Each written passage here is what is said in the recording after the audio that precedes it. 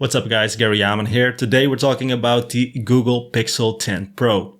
What it gets right, where it still stumbles, and whether it's worth your money right now.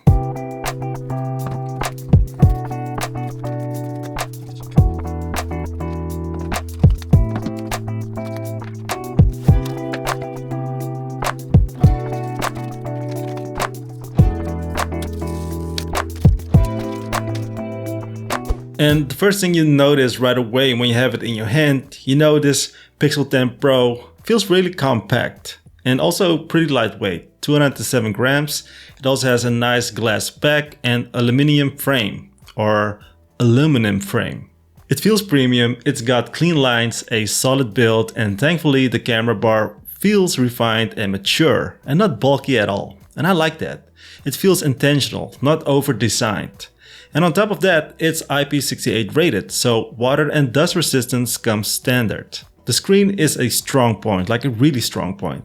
6.3-inch LTPO OLED, and it has a nice high resolution. It has 120Hz smooth refresh rate, HDR 10+. The peak brightness is among the best, and outdoor visibility is really good, and I don't have any complaints about that. It's protected by Gorilla Glass Victus 2, so it should hold up against everyday bumps and scratches. And in short, the screen is a premium, bright and sharp screen. A big win if you watch videos, games, and scroll, whatever. The screen is an absolute winner here. Under the hood, we got the Google Tensor G5.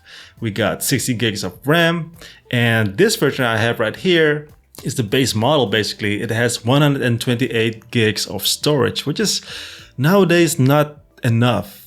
It comes in directly with Android 16, and Google promises up to 7 major Android upgrades, which is good for long-term use. And in everyday use, like apps, multitasking, photo editing, social media, the phone feels smooth, fearless. For gaming and heavier tasks, it mostly holds up. And here's where the Pixel 10 Pro shines. The rear cameras. Even though it's a little bit less than the previous model, it still has 50 megapixel main camera, 48 megapixel telephoto with 5x optical zoom, and 48 megapixel ultra wide. And at the front we got a 42 megapixel selfie shooter. Solid if you care about selfie quality. The photos in daylight, portraits, night landscape or whatever come out sharp, natural and balanced. Skin tones look good, dynamic range is impressive. For a one camera phone user, this is probably the best point and shoot flagship camera in 2025. Many reviewers and users online, they echo that. And if you care about photos, this is one of the best phones out there. But that said, video remains a weaker spot. In low light or with fast motion, you can catch noise, flicker or occasionally stabilization issues. Nothing awful, but not flagship level compared to top video oriented phones. If you want video, just go with iPhone. Filming now with the selfie camera, 4K 30 frames per second on the Google Pixel 10 Pro. Now let's talk about battery. I believe it was 4850 or 870 milliamp hour battery. Charging 30 watts wired, 15 watts wireless. Definitely not like the OnePlus 15. But real world battery life, it's decent but not class leading. With heavy use, social media, camera, some gaming, you'll likely need to top up before end of the day.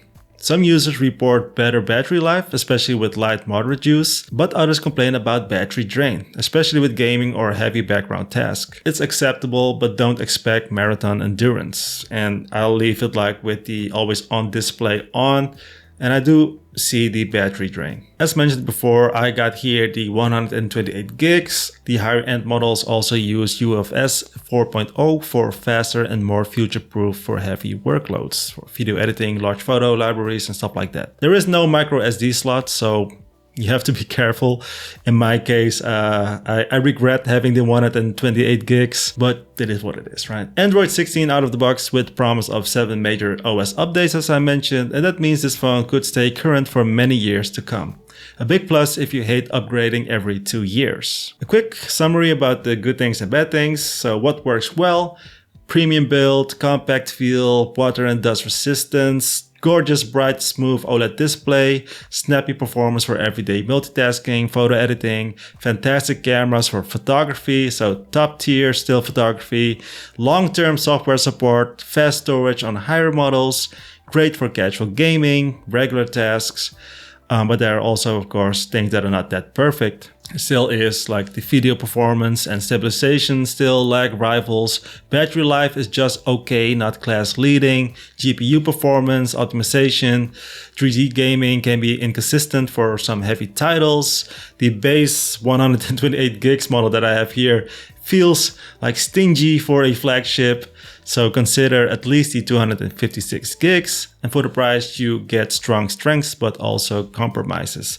Also, I did saw some little quirks here and there with some apps. Final verdict. If you care about design, screen quality, and a clean Android experience, great photos, and future-proofing via updates, the Pixel 10 Pro is one of the strongest phones you can buy. But if your priorities include top-tier video, marathon battery, or maximum gaming performance, it may not be the perfect fit. Anyways, for me, the Pixel 10 Pro still hits hard, especially for photography lovers and people who value a balanced flagship. Just know what you're signing up for. Alright guys, that's it for this video. If you got any questions, let me know in the comment section down below. As always, stay safe, stay happy, and good luck.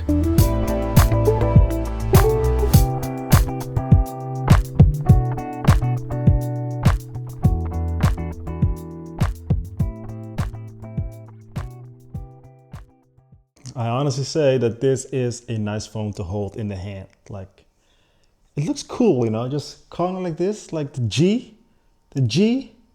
I'm a G. Are you a G? Looks cool. Looks nice.